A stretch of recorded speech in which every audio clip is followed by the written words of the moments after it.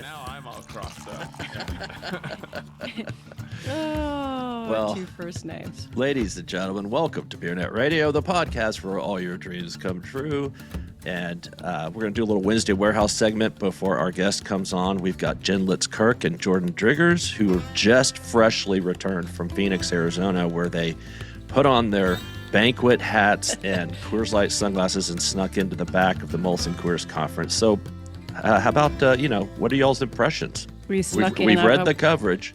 It's what you would expect. The biggest news was that there's no new CEO announcement, which most wholesalers did not seem very surprised about when we talked to them on the ground. But yeah, the balance sheet is in pretty good shape. And so they do have some ammo. And then, they're kind of fresh off the success so far of Fever Tree, which, was growing before they got it. But I think having a beer distributor network behind a brand like that is only going to help distribution.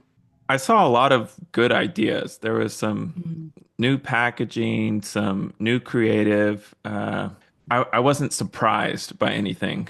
There was no like new to world brands. There's some extensions they're doing, but nothing that caught you by surprise, which kind of makes you wonder if they're just waiting for someone to step in charge and fill some of these gaps, because I think the obvious gap is Spirits RTD, and there was really no update there. And compared to what their competitors are doing and making hay in that space, you have to assume that something's coming. Right. But I think you're right, Jordan.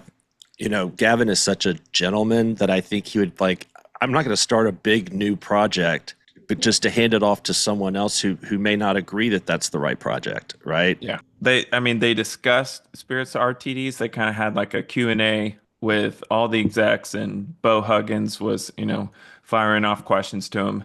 And I don't know how much detail we can get into it, but they do have a preferred way of going about a Spirits RTD. So, take from that what you will. So, so they had Bo up on stage, my former boss. he was asking about you. Oh yeah. We spent some time with him that night. Oh, good. I got to tell you, if Bo's involved, maybe I'm biased because I've worked with the guy, but he's one of the smartest people in the beer industry as far as just raw intelligence. Yeah. No BS. No BS. No pretense. Nope. I mean, every time I see him, I get insulted in some way. It's a backhanded, sometimes it's not even backhanded. Wow, you've gotten fat, Harry. You've lost more hair. So, actually, I think I'm going to see Bo this weekend or tomorrow. Nice. Go ahead, Jay. Sorry. I was going to say the other thing is compared to years past, Banquet's been growing for a while, but I think this was the year where they're like, okay, we're really leaning into this now. And it closed out, the convention. It was the last presentation. There was a lot of energy behind it. They're putting significant investment behind it this year, or this upcoming year. And it seems like they're really starting to lean into that. And it makes sense. It seems like that's what wholesalers want. And I mean, you look at the industry right now, there's not a whole lot of just regular beer growing. And that's kind of, and it's priced right. And that's, it's Busch is, they've got to do something about Busch. It's just taking over that segment. And I think Banquet, that's a tiger by the tail. It's perfect brand marketing for the times. Mm-hmm. The price is right. And it only has 50% of the distribution of Coors Light. So that's just that's easy, picking money off the ground just by expanding distribution of that brand. Yeah, it seems like they see an opportunity with Busch because, AB is kind of trying to elevate Busch beyond the sub-premium economy discount, whatever. And so I think that leaves some room for Molson Coors to come in and be the actual value play. Right. Because we got to remember Busch is at premium pricing in the Midwest and a lot of markets. Yeah. Yep. The only other thing I'd say, and we can only say so much as part of our deal to cover this show, But the only other thing I'd say, and I think I can say this, I would think hands down the best applause of the day was the Christopher Walken Miller Lite work. We Mm. can't share too many details, but I believe we used the name Christopher Walken in Yeah, our Right. well, copy, yeah, and that seemed to really, really resonate, which is good. We need Can't more share. cowbell. Yeah, I got a exactly. fever. He's just such a great timeless character, and I think the way that they're executing it is good. They're bringing it into the times. Coors Light, they're I don't know. I can feel them editing me in real time, the word that I use. They are somewhat updating the Coors Light marketing. That's all I could say. I think there's more to come there. yeah. And then they talked about doing things differently a lot, which I think they knew the wholesalers wanted to hear. MSJ talked about winning occasions and doing things differently. Their non-alc is their secret weapon portfolio. And then she gave out a little red meat to the wholesalers, say, their goal is to build non-alc brands with you that stay with you. So, there's all of that. And then just a complete personal aside, this did not come from the show. We talked a little bit about spirits RTDs. To me, what you think would be the most obvious spirits RTD play in their portfolio, I'm guessing that's what it will be. I won't say the brand because we've been banned from saying it, but just, email me your bets and I will respond with Y or N. That's my own opinion. Is it Fever Tree? Yes, it's Fever Tree. Well, I mean, of Why? Good course. guess. Yeah. But I don't know if Fever Tree would go for that. You know, I Well, mean, I don't they know are. that they have a choice, right? I mean, I don't know. I don't know. Yeah. The founders are still around, aren't they? Oh yeah, they were Yeah, he there. he was there. Yeah, he's Yeah. exactly what you would expect him to No, I've be. met Yeah. him. I met him in Miami last year. Yeah. Yeah. Yeah. Kind of a Hugh Grant. Right. Yeah. Yeah. Yes. Just the kind of guy that you would just love to have a pint with at Claridge's. Yeah. So, All welcome, right. guys, to Beer Net Radio. Thank you so much for coming on. A lot of big news over there, a lot of excitement, I'm sure, at Garage Beer. But this is the podcast, as you know, where all your dreams come true. And so, let's make it happen, Captain. All right. I'd like to give the official BeerNet Radio welcome to Andy Sauer, Garage Beer CEO and founder, and Brian Mohr, Garage Beer CCO. Now, by now, everyone has heard of Garage Beer, which is, of course, the light lager brand amplified by the voices of the Kelsey brothers, Paige Sparanak, Richard Rawlings, and more. As we've been talking about, it's a bright spot in an otherwise sort of growth challenged industry. I believe garage beer revenue is projected to more than triple this year at roughly 70 million, volume up more than 400%. Nationally distributed now, mostly via Constellation, Molson Coors houses. So it makes sense that Bill Hackett has just taken a board seat along with Pabst vet Rich P. Brian, I know you know how to pronounce his Rich last name, but I. Pascucci. Rich Pascucci. There you go. Oh yeah, Durational Capital Management just signed on as a strategic investor, valuing the company at around 200 million. I'm sure you guys think it's probably worth a lot more, but anyway, lots to talk about here. So welcome, gentlemen. Thanks for having us. Yeah, absolutely. Well, let's just get right to it. Talk about the big news with that investment. You guys have been sort of an explosive, a bit scrappy success story, right? That's part of what makes this brand cool and lovable. So, how will this institutional money change that overall approach? I mean, I think the spirit of it is how do we do what we've been doing just faster and bigger? I think there's my favorite thing about the brand is the consumer response. I think people's response to it, reaction to it, the sort of community nature of the brand. I always say it's kind of an outsourced created brand. Like the community built the brand, and we just try to bring them what we can as best we can, and love the category, and keep being a good steward of it. And so I think that's the biggest thing is just more faster, and try to stay the dumbest brand on the internet. which is a hard task these days, right? Well, we haven't known each other very long. You might find it easier when you get to know me. I look forward to that. I look forward to that. Is there anything super specific you can say about what you guys will do with the capital? I mean, I know it's going toward marketing and deepening your national footprint and what have you. I mean, can we expect TV, national spots, anything else? I definitely think higher profile advertising, a couple of our biggest challenges. I mean, when people know about the brand, their number one question is, well, where can I find it? So filling that gap, and that's what, Brian's biggest task is. And then some people get introduced to it and they go, I'd never heard of it. And I tried it and it was, my new favorite brand. So, I think those are the two biggest holes we have to fill, is that awareness gap and the availability gap. So, I think definitely higher profile advertising will be a big part of what we do. And then, finding the balance with, getting just the right structure of, new folks. And also the best part about working in these kinds of brands is the people you get to work with. And so excited to meet more people, get to know more people, and get to work with more amazing people. Yeah, that's super exciting. I'm just one more from me. The board, now you have Bill Hackett and Rich P. How does that kind of change the vibe of the board? I'm not sure who else is on the board. I wouldn't say, I mean, this is kind of our first experience with a formal board. Obviously, with the Kelseys around, we've had formality in the business for some time, but this is our first kind of formal board structure. So, Yeah. the biggest thing is people who are believers in the brand. I think Bill is one of those. It's been the most fun thing about getting to know him is he's like, I'm just excited to be back in the beer business. This is That's really awesome. fun. And so,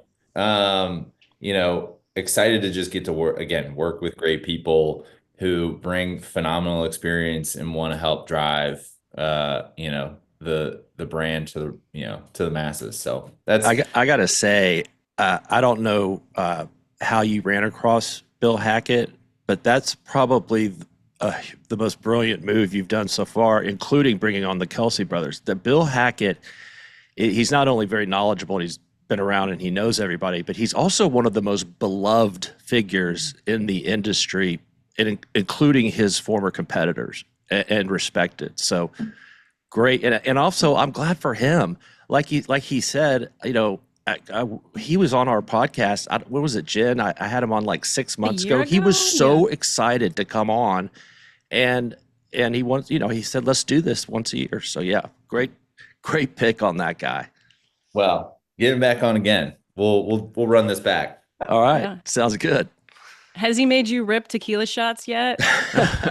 Fortunately, no. Okay. Because, tequila is not my strong suit. You and me both. Wait, I gotta ask because I know Brian has told me this before, but we'd had a few garage beers. How did you get the Kelseys involved? So Travis was a investor in my first company. And after grew and sold that business, started thinking about beer as one does. And I would send Travis beers to his house for parties, and Jason and I got to talking. And so over time, I stayed close with their teams. I stayed close with them, and I think one of the big things for them was they didn't want to be a celebrity brand. And Hmm. so the timing was, well, does garage really resonate with the consumer? And I think once that became clear, like people love this brand, then they were like, okay, it's not a celebrity brand, it's a brand that we are a part of that already has a lot of great tailwind behind it. And so that was the kind of rationale and reasoning around timing. They had known the brand for 2 years before we formalized anything. Yeah, it's a testament to the brand because we were just talking about how the fact that you have a celebrity, like a given brand having a celebrity, does not ensure success in and of itself, Yeah. So. Right. Right. Tell that to Charlie Sheen. Yeah.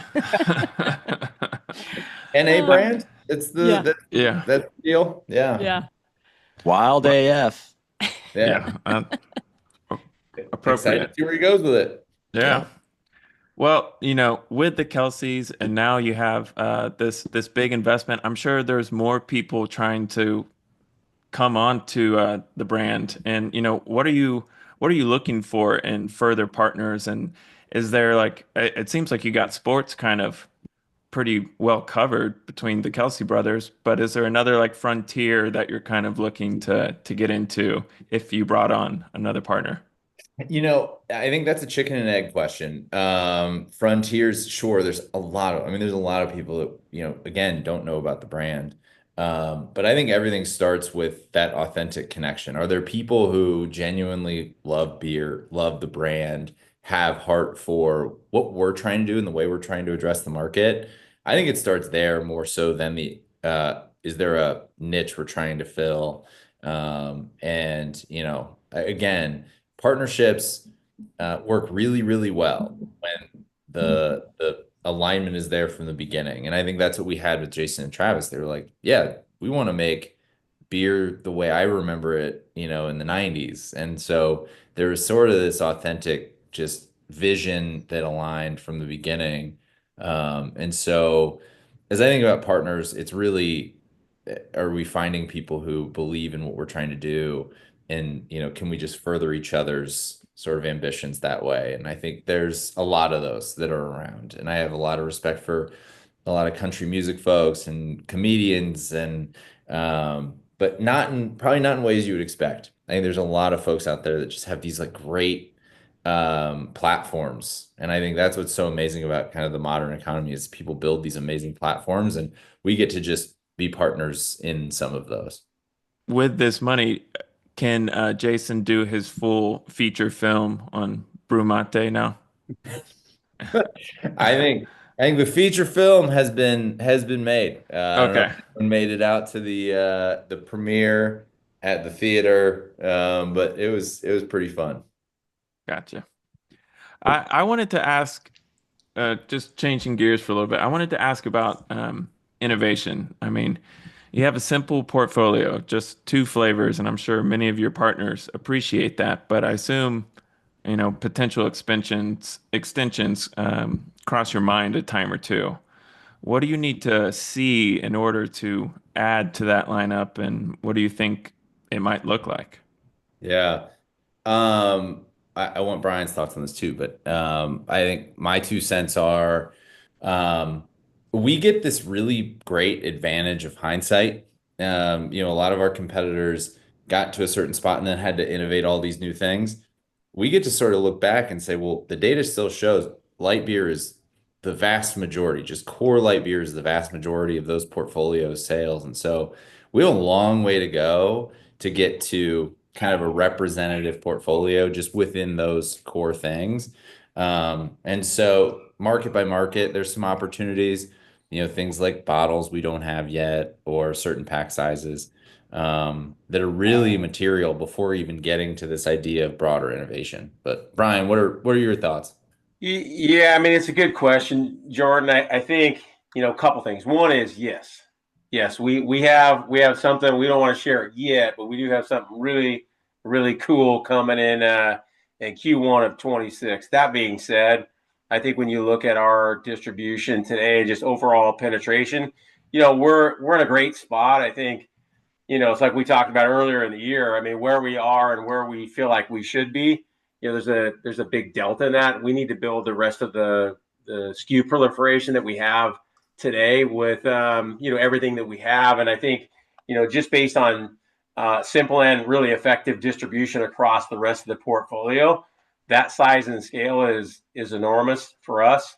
But yeah, we're small enough and nimble enough that we can do some pretty fun stuff. And more news on that to come sooner than later. I think you guys will get a chuckle out of it. And again, to Andy's point, I think, we're trying to use the analytics to tell us and really help guide us in a lot of these decisions, not just, three guys, crushing garage beers going, hey, let's do this, let's do that. Because we do that, but at times we need to normalize that by, using the analytics that's there. So we try to keep things cheeky and fun, but behind it, we try to use the data as our friend to kind of guide us into making better business decisions.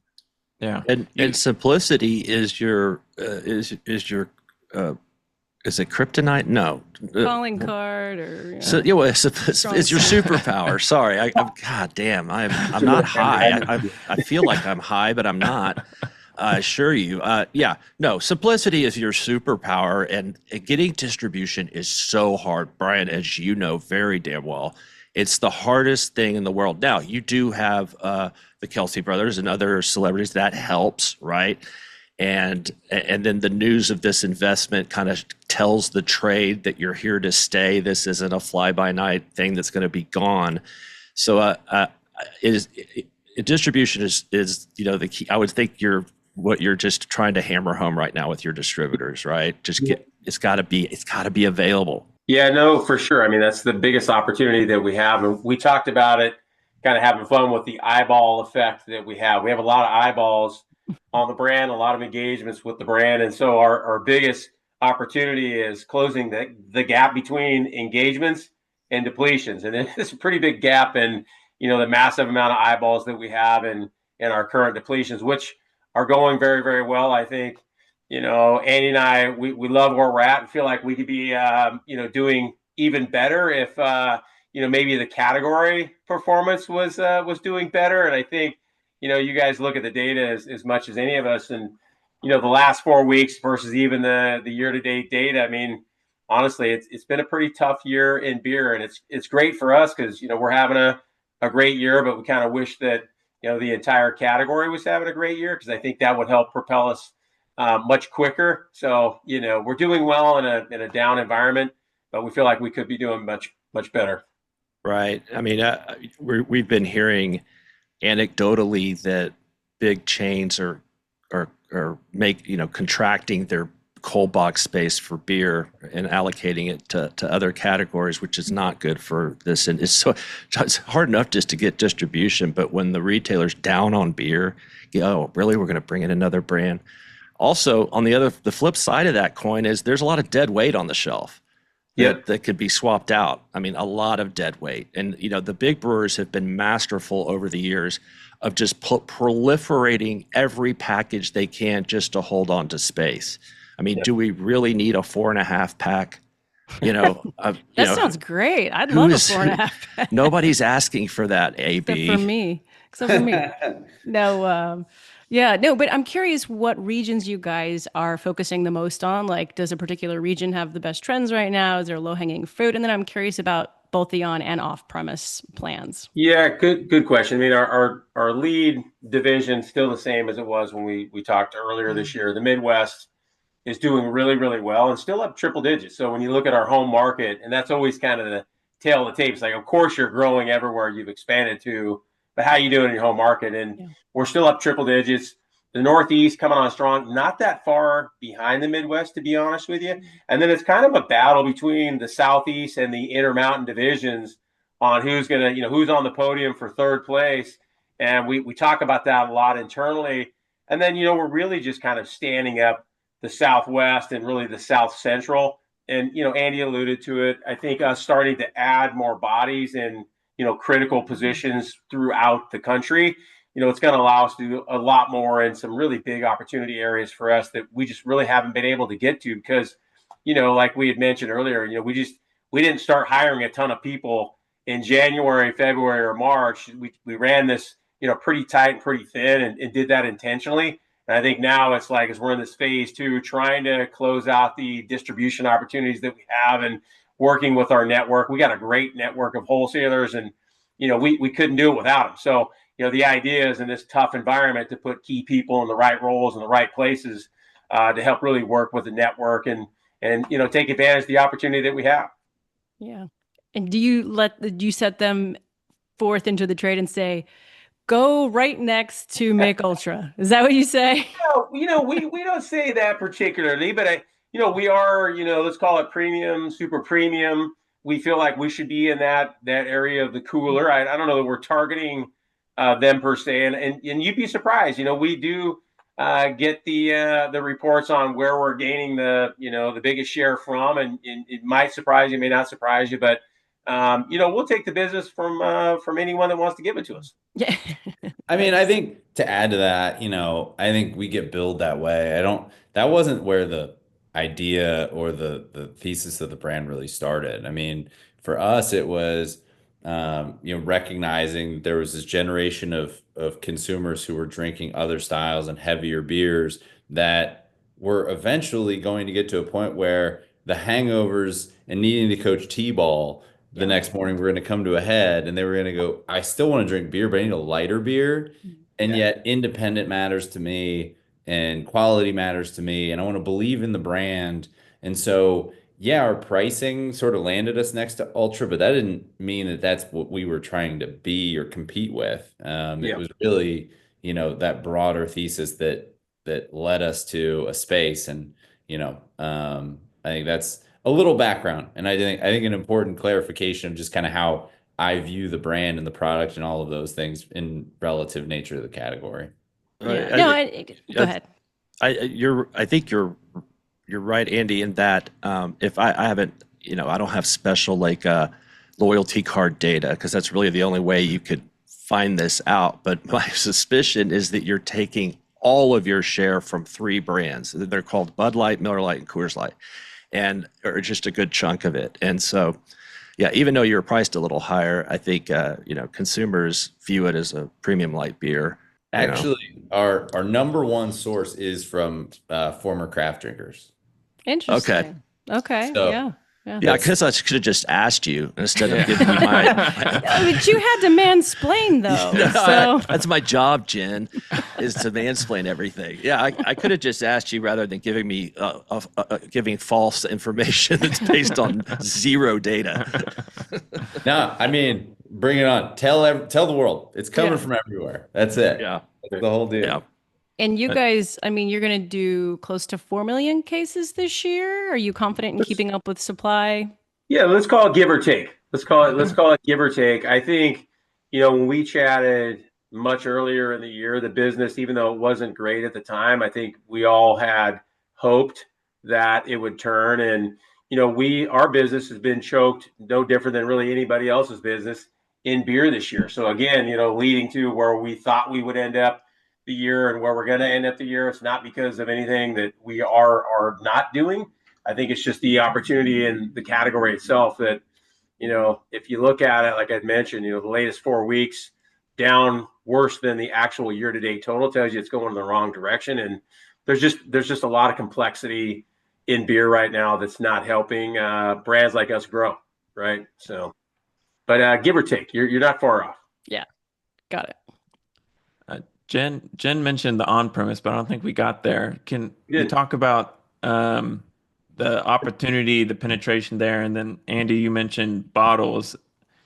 Are those on the way? And is that kind of Andy designed didn't say for that? About bottles, Jordan. Don't try to get. He mentioned bottles. He said we don't have any bottles. That's true. Yeah. But I think on the on-premise, it's a massive opportunity for us. I mean, frankly, we really haven't done much in the on-premise at all, and not because we don't want to.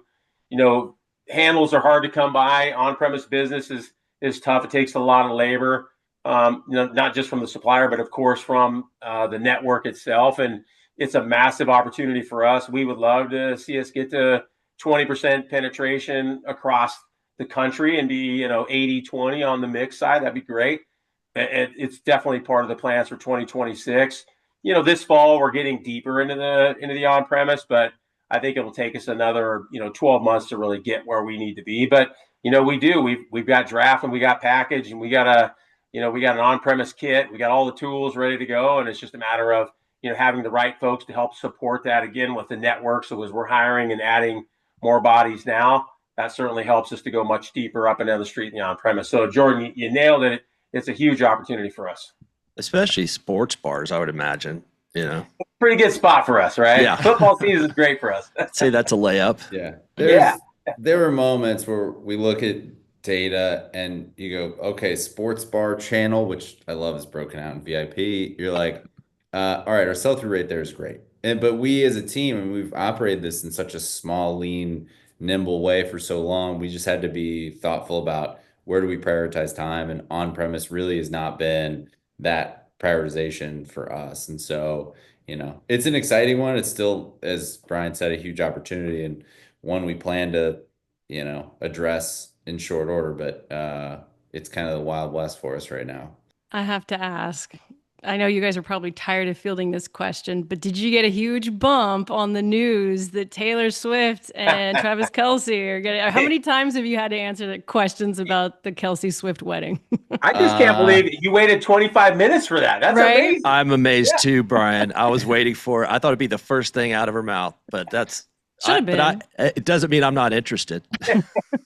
Amazing reach. I mean, just Taylor Swift is an unbelievable phenomenon of a media presence. I mean, it was very cool. The announcement of her album happened on New Heights, and there's Garage Beer logos there. I think, yeah, I just the utmost respect for what she does and how she does it.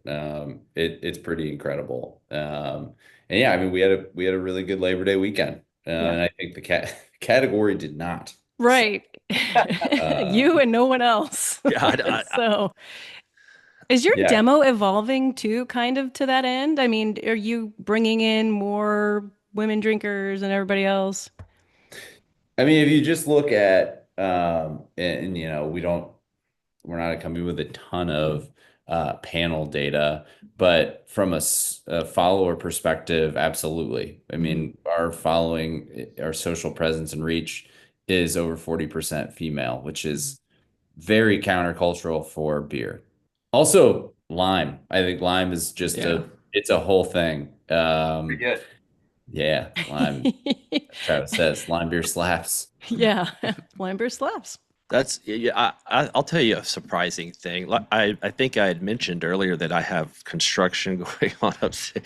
It was supposed to take a month. It's been 3, and it's twice the budget. But hey, contractors, right? And so That's right. you guys very kindly had given me I had like 15 cases, and it was mixed between lime and regular. And so I was up there I go, hey guys, y'all, each of y'all take a 12-pack home, whatever. And I went back up there, and they had taken all the lime. These big burly workmen, plumbers, electricians, bigger. They like the lime. That might be why it's taking forever. I can't explain it. Yeah, that could be why it's taking forever. Great point. One other follow-up question I wanted to ask is just, you're pushing significant volume now, and you've got significant money behind the brand, and there's other young brands making waves in light beer as well, and it's, they're helping to carve out share in a space that's been dominated by just a few players. Have you seen the big brewers start to respond to this kind of growing wave, and do you anticipate some type of response, and as their grip kind of maybe loosens on this space they've dominated? Yeah, it's an interesting question and an interesting evolution over, the 3+ years since I started running this company. I mean, at first, I kind of had this thought of, there are a few regional lighter beer brands. I think those should be brought together, again, to the point of, as sort of craft beer drinkers are looking for a lighter beer, give them something to go find, if they appreciate independent. And that response didn't really happen. That, planogram space wasn't really carved out, but we found a way to kind of get there. And I think some of that response that has surprised me a little bit. Yeah, there's been some new entrants, but I had hoped that everyone would kind of see us as a supporter of the category, trying to lift the persona of light beer as just sort of a commodity, and get welcomed in with open arms. And I don't know that was necessarily the response. And some brands' marketing maybe looks a lot like ours now. Yeah. And Jordan, I would add to that too, Jordan, that, I mean, to Andy's point, I think we'd even talked about this before, is that we want the entire category to do well. And I think those other beers you mentioned, they're good beers. Yeah. I just think that where we fit is we're different, and we're new, and we're exciting. We do a lot of funny, cheeky, fun stuff. And I think consumers they're looking to have fun in beer. Beer should be fun, and we try to spend more time in having fun with beer and with our consumers than being like uber serious and hitting the desk with our hands like you should sell more. And that's just not our vibe. And I think that consumers kind of see that. They see us as like, hey, this is a beer that we can go take to a buddy's party and just have some fun. They're like, what's going on with that stuff? I've heard about it. It's really cool. I mean, they've got a basketball hoop on their logo. Like, that's got to be fun. Like, what is that? And so, for us, the real opportunity, even though we have a great beer as well, arguably maybe even better, it just now people see it as like, hey, I can go buy a garage, and it's not the old standby XYZ large massive beer brand, and supporting kind of the underdog. And we live in a bit of that underdog world. And shoot, why not? We don't mind being the underdog. And we're still trying to fit in as well. And we talked about earlier, we're getting consumers from all over the category, different segments, and this is a big family. We'll take anybody that wants to support and be a part of Garage. So, yeah, it seems like we've kind of learned over the last few years that loyalty is a little more fickle than we had imagined with the light beer space. And so, yeah, how do you keep those consumers coming back?